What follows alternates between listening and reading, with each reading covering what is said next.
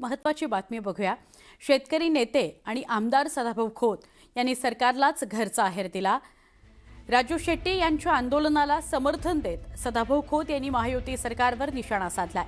शेतकऱ्यांच्या प्रश्नावर आंदोलन करत असलेले आपले सहकारी राजू शेट्टी यांना आदरयुक्त वागणूक न दिल्यामुळे सदाभाऊ खोत नाराज झाले, त्यांचा पारा चढला। शेतकऱ्यांच्या प्रश्नावर आंदोलन करणारे माझे सहकारी राजू शेट्टी आणि इतर शेतकरी आंदोलकांना सन्मानपूर्वकच वागणूक मिळाली पाहिजे याबद्दल आणि ती न मिळाल्याबद्दल त्यांनी नाराजी व्यक्त केली।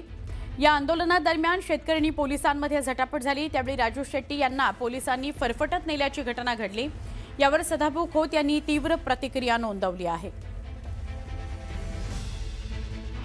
शेतकऱ्याच्या प्रश्नावरती जे नेते आंदोलन करत होते, माझे सहकारी राजू शेट्टी असतील, महादेव जानकर असतील, त्यांना या पद्धतीने उचलून नेण्याची गरज आहे असं मला वाटत नव्हतं।